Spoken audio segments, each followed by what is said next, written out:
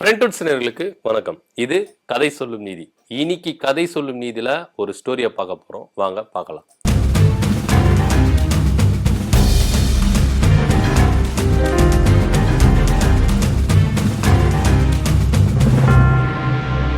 ஒரு கிராமத்துல ஒரு மனுஷன் இருந்தாரு. இவர் பாத்தீங்கன்னா இவருடைய வேலை என்னன்னா பயணம் சொல்றாரு. நாடு நாடா என்ன பண்ணுவாரு, பயணம் மேற்கொள்வார். அப்படி பயணம் மேற்கொள்ளும் போது ஒரு கிராமத்துக்கு என்ன பண்றாரு, அவர் உள்ள நுழைகிறாரு. அப்படி உள்ள நுழையும் போது தூரத்துல ஒரு சம்பவத்தை பாக்குறாரு. அப்படி என்ன சம்பவம் அப்படின்னு பாத்தீங்கன்னா, ஒரு மனுஷன் என்ன பண்றாரு, அடிபட்டு ரத்த காயங்களோட என்ன பண்றாரு, கீழே விழுந்து கிடக்குறாரு. அப்போ அந்த வழியா போற ஒரு பணக்காரர் என்ன பண்றாரு, பார்த்துட்டு என்ன பண்றாரு, கடந்து போயிடுறாரு. அதுக்கப்புறம் அந்த ஊர் தலைவர் பண்ணையார் என்ன பண்றாரு, வராரு. அவர் என்ன பண்றாரு, பார்த்துட்டு அந்த மனுஷன் அந்த வழியை துடிக்கிறத பார்த்துட்டு என்ன பண்றாரு, கடந்து போயிடாரு. சோ இது மாதிரி என்னன்னா நிறைய மனுஷங்க அந்த வழியா போறாங்க வராங்க.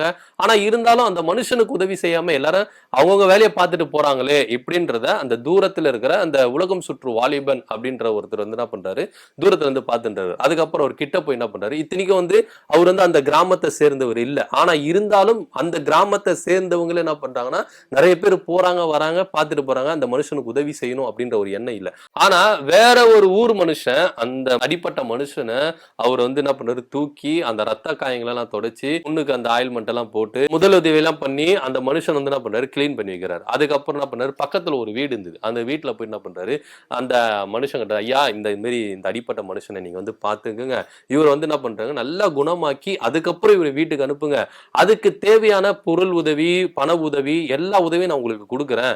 வேணும்னா கூட நான் உங்களுக்கு எக்ஸ்ட்ரா கூட கொடுக்குறேன். ஆனா இந்த மனுஷனை நீங்க என்ன பண்ணணும்னா, இவருடைய அடிபட்டு இருக்குல்ல அந்த காயெல்லாம் ஆறிட்ட பிறகு, இவர் நல்லா கியூர் ஆயிட்ட பிறகு இவர் அவங்க வீட்டுக்கு அனுப்புங்க அப்படின்ற மாதிரி அந்த வீட்டு மனுஷன் அந்த பெரிய ஐயா கிட்ட என்ன பண்ணாரு, ஒப்படைச்சிட்டு இவர் அந்த பொருள் உதவி பண உதவி எல்லாம் கொடுத்துட்டு போயிடுறாரு. ஸோ இந்த கதையில சொல்ற நீதி அப்படி என்னதான் நம்ம வசதி படைத்தவர்களா இருந்தாலும் அதிகாரத்துல இருந்தாலும் சக மனுஷர்களுக்கு எதனா ஒரு உதவி அப்படின்னு சொல்லும் போது நம்ம என்ன பண்ணணும், முதல் ஆளா போய் நிக்கணும். நம்ம கிட்ட பொருள் இருக்குது இல்ல, நம்ம கிட்ட அதிகாரம் இருக்குது இல்ல, ஆனா நம்மள மாதிரி சக மனுஷனுக்கு நம்ம என்ன பண்ணணும், முதல்ல உதவி பண்ணணும். அதுக்கப்புறம் தான் நம்மளுக்கு பதவி, பேர், புகழ், அதிகாரம், பணம் எல்லாமே நமக்கு அதுக்கப்புறம் தான் வரும்.